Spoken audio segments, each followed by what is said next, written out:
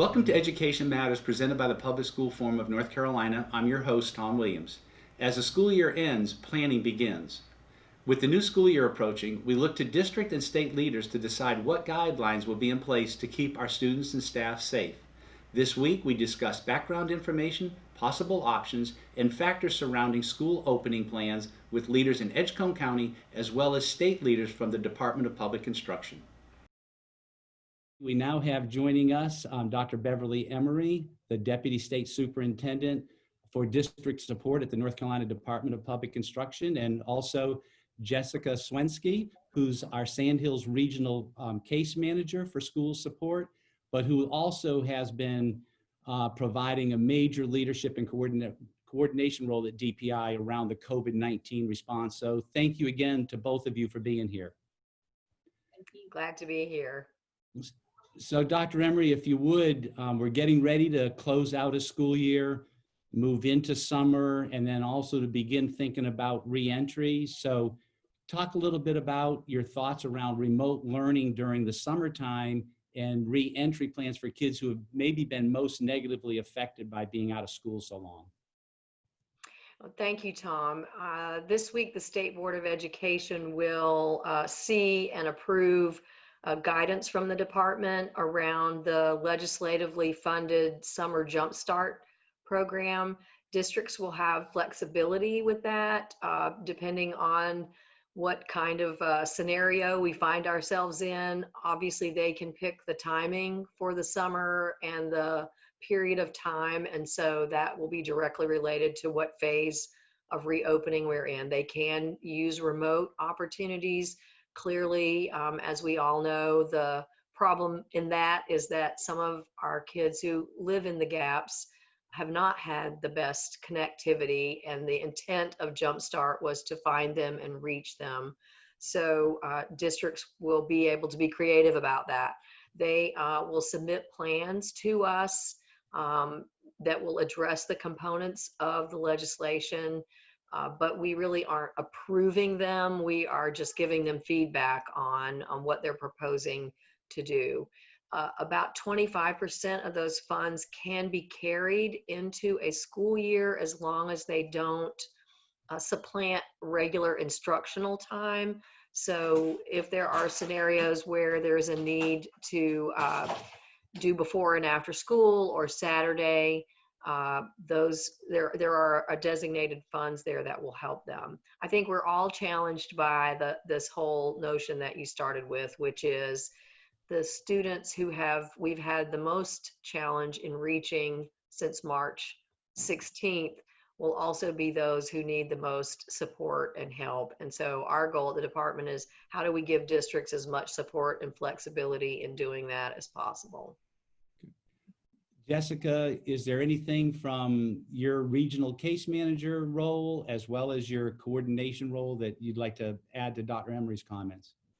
Well, I think that, thanks again for having us. I really think that one of the most important things that we can do in our roles is communicate, is effectively make connections with the field.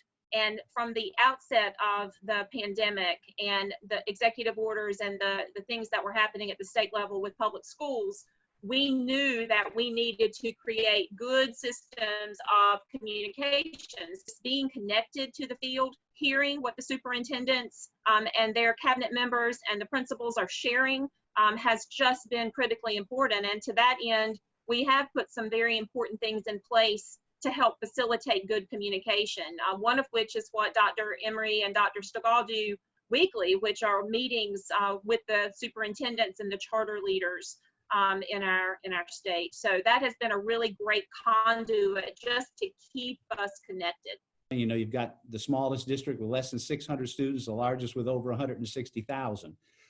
What kinds of professional development, kinds of things have you all done to help maybe level the playing field around professional development for remote learning? And, you know, Tom, I appreciate you asking this because it does give us a chance, first and foremost, to say the hero spirit out there is nothing short of remarkable. And to not be prepared, and no one should have been, there was not some expectation out there that you flip a switch and you're ready. It has been such, I mean, the greatest silver lining, I think, of this entire piece has been watching the collective step up and take care of kids in whatever fashion that turns out to be. I do want to share our pride in literally thousands of online sessions. We partnered quickly with the Friday Institute, North Carolina Virtual Public, to lift up, because folks said, more than content, I need help in how is this different and what can I be doing? What are the technology tools that are out there? On the 13th of March, our digital teaching and learning office launched a website, and those folks didn't sleep all week preparing for, okay, how can we be ready to offer something on March 16th? But the effort has been tremendous, and we appreciate so much the partnership we've had. UNC TV stepped up on curriculum, on training, and I think the last time we did a report out to the governor's task force, we were over some 10,000 training sessions that had been offered, and many of them repeats because they had limits on size, and folks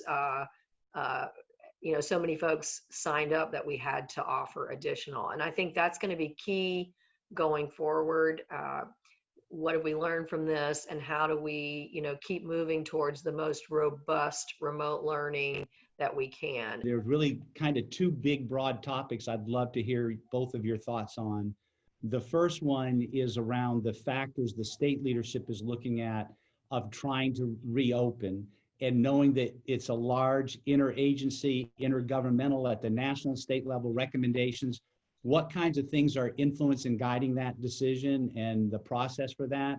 And then after we talk about that, maybe some of your thoughts in particular around how state leaders are specifically, and local leaders are trying to address the trauma issues that students may be bringing back in. We started with 12 to 14 work groups that had superintendent representation on them, and that was really crisis management.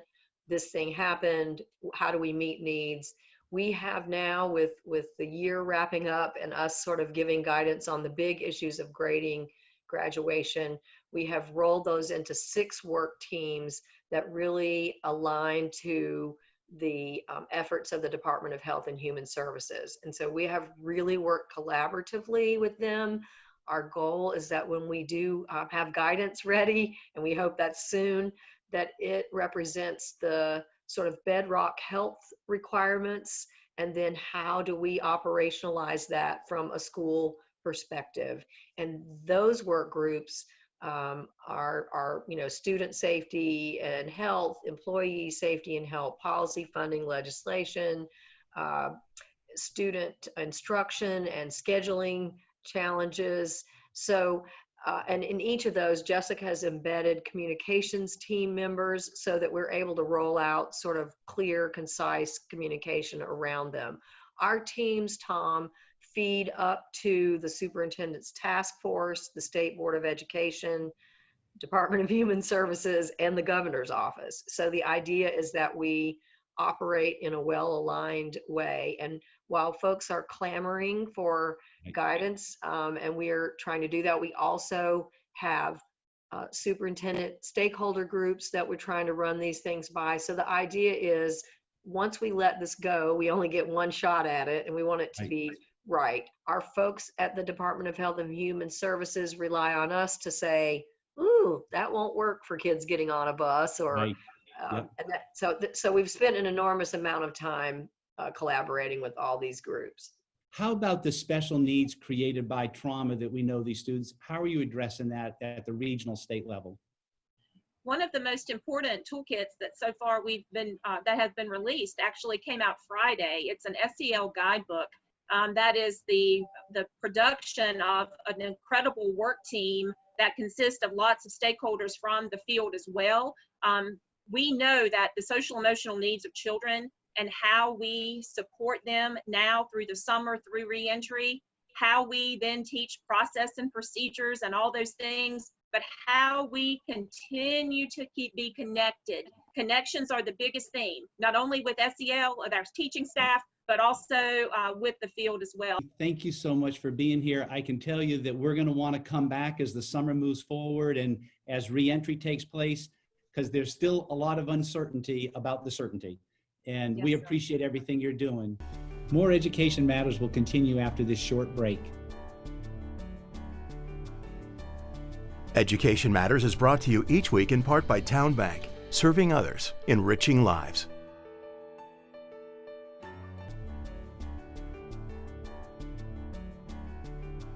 Joining us now is Abbey Futrell, the Assistant Superintendent in the Edgecombe County Public Schools. Thank you, Ms. Futrell, for being back with us.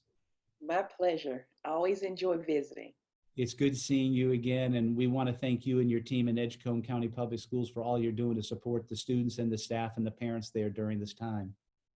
Well, on behalf of our super proud superintendent and the staff of Edgecombe County Public Schools, we're grateful to have such an amazing team willing to do what's right for students. Thank you.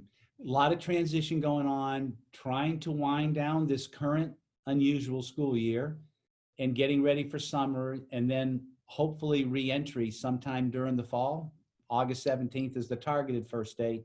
Tell us about summer remote learning and the kind of special things you're trying to do, especially with students who most have been impacted by remote learning and limited bandwidth access or whatever. Okay, so we're trying to approach this from two standpoints. We certainly understand that there was a gap in learning that occurred due to COVID-19 and schools having to close, and then us having to sort of regroup around how we taught students, but also trying to get in front of the summer slide that typically occurs over the summer in learning. So we are on the tail end of, we do plan to have virtual summer remote learning for students, and that will look differently for two populations of students. It will be completely online for students who have access to internet. And you have to remember that in Edgecombe County, we do experience a lot of pockets where connectivity is just not an issue. It's just not available. You know, we have entire townships where there's no internet available. And so we're looking at some online options, totally remote, and then some hybrid options where we're going to try to do some syncing with Google, where you can work offline, and then reconnect to the server once a week, and then that work is transferred that way. Taking a more personal approach, so smaller courses. Teachers who will be teaching summer school will be going through a different type of training because that's going to look totally different. We want to make sure that we're focusing on online learning and not remote learning. So we don't want to take what you do in the classroom and simply transfer it to online. We really want the online learning to be a complete quality learning experience. It's going to look different than what you get in the classroom, but when you're just lecturing on a Zoom, that's remote learning, and we don't want to do that. We know the research around how effective that is. We're looking at any community partnerships that may have some virtual options, and then trying to balance that needed teaching and learning with some enrichment opportunities. So we're looking at facilitating some virtual book clubs and then some virtual STEM activities, and how to balance that, STEM camps. So we're really trying to make sure that we're balancing those who have access and those who don't, so that they can have just a robust of summer across the board. So to make that equitable. That's great. Well, we know how active the Edgecombe County Public Schools have been involved over the last few years in really creating trauma-informed schools and classrooms. And in light of the pandemic and the school closures, that's become even increasingly more important. How are you thinking the impact of COVID-19 and the summertime before students are back in school is going to impact even how you try to address the trauma-informed needs of our students? We have two of our schools working really closely with the Public School Forum's Resilience and Learning Project, both in person and remote. Teachers and counselors up until today have worked tirelessly to make sure that we maintain contact with students. So as you know, Dr. Bridges is a leader of heart, And so we had a collective document where schools reported kids that we were not able to get in touch with, either by phone or they weren't checking in remotely. And then we deployed the troops. So here's the list. So we had bus drivers who were delivering meals who would say, I didn't see anyone at that house. It looks like they moved. We had a principal who drove around and he would drive in the driveway and blow his horn and just wanted to see you come out. We're just checking on you, making sure you're okay. And so that's part of why I love working here so much, just that balance of head and heart leadership under Dr. Bridges. Elementary and middle schools will be remotely conducting PD around Sanford Harmony and Second Step so that we can facilitate that social emotional piece this summer. And then we also have access to a panorama community survey that we're hoping to administer so that we can gauge the needs of our students and our parents around different needs. Talk a little bit more about that parent survey. What kind of information will you glean from that, do you think? Well, we've had some virtual parent focus groups, and what we learned from that is that parents are overwhelmed in this piece from many different points. So, we even had a parent who said, I have a device in my home. It's a lot. We'd rather do the offline portion. So we realized that parents now have to be a part of this partnership and learning, so we can't overlook their needs, and not just their needs around technology, but understanding like what we're teaching and how you can best support it, how to access those resources to support. I was joking, I had a friend of mine who has a daughter in 6th grade, and she said, do you think you can help me help my daughter with her 6th grade math? I said, no, ma'am. That it's totally different now. So I'm imagining, what if I was a parent and that's how I felt? Who do I go to? Because this teaching situation is now a partnership, as they're learning from home and we're facilitating that remotely. And so we're looking to see what parent needs are, how they're feeling, and how we can help address some of that angst. I mean, can you imagine if you had 3 kids in the house, 3 different grade levels, and they all have assignments, like how overwhelming that is. And so we just want to be a support network for our parents so that they can be 100% as a partner in helping us make sure that students get what they need academically. I know that it is heavy on your minds and your work, and you're planning to be thinking about what does reentry look like going into right now what is a legislatively opening first day of school on August 17th. Right. Talk about how you all are managing that process. Who are you working with? What kind of guidelines are you getting information, and how is that going? Everyone's at the table 3 times per week as we're trying to figure out what reentry looks like. We don't know what phase we'll be in by August, but trying to be proactive around planning. We're thinking about things like, how will we be able to enforce social distancing with fidelity? When we're looking at possibly some hybrid models, so an alpha and omega schedule, will kids come in the morning and some in the afternoon? Will we have an A day, B day, where students come on, some students come on A day, some come on B day? Should we be taking a look at which courses could be facilitated online? For example, we worry about our K-2 population, like there's some foundational reading that needs to be done, some foundations of reading that need to be done, and you can't necessarily conduct that online. So we're looking at that. Infrastructure issues is a huge, huge concern for us. The inequity around the digital divide, specifically in Edgecombe and areas that look like Edgecombe. And to even deepen that, it affects our teaching population. Like, we have some teachers who struggle with either no internet, little to no internet access, or consistent internet access. So what will that look like?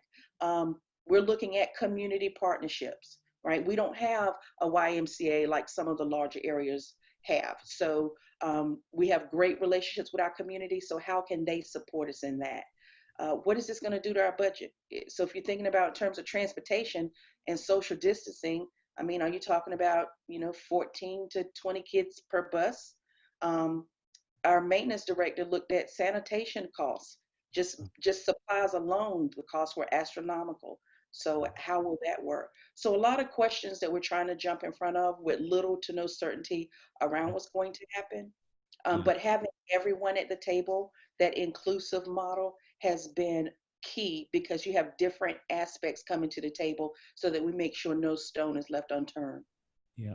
How about a final thought from you to your teachers there in Edgecombe County as they enter into the summer? I just want to say thank you. They have jumped in. We've had two virtual PD conferences of sort called ECPS Leads that our technology department did a phenomenal time facilitating. And teachers were on in the hundreds. We had sessions that had over 150 teachers. It was not mandated. We just sort of want to provide them the learning. I wish there was another word bigger than thank you. So I'm going to say mercy gracias. Because my heart is so full at how they've jumped in to help us stay in touch with our kids, teach our kids, and committed to being continued learners. Thank you, Edgecombe County Public School teachers and staff. And we want to thank you for joining us today and sharing your insights. We'll be back in touch, okay? Stay safe, and thank you so much. You too. Thank you so much for having me. Bye-bye. Bye-bye.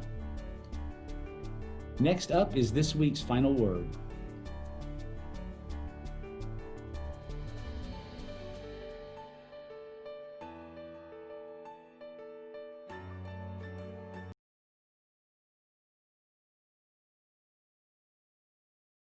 Once again tonight, as we've done for nearly 3 months, Education Matters focused on several key issues related to the coronavirus and its ongoing impact on the kindergarten through 12th grade public schools across North Carolina.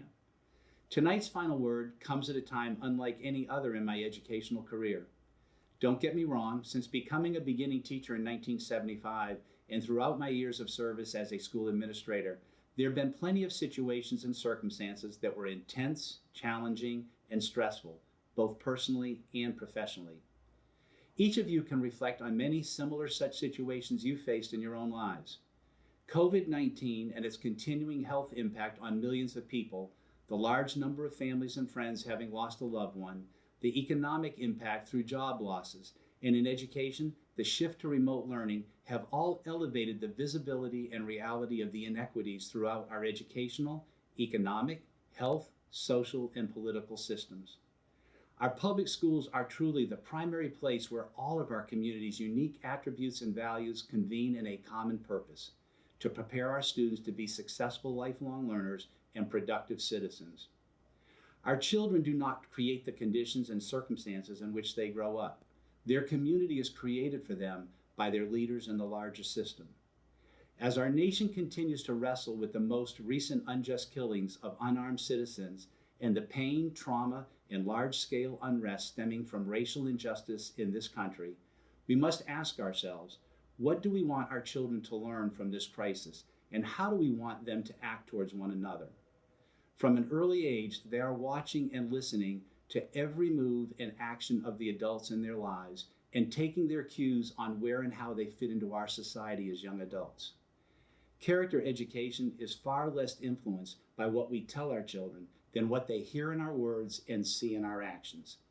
This is especially true in times of crisis like the one we face today. Decades of data make it clear that racial and social inequities exist in all facets of our society, resulting in communities of color being systematically excluded from resources and opportunities. The most marginalized members of our society need and deserve the most support by those in positions of power and who can lead positive structural change to make the greatest difference.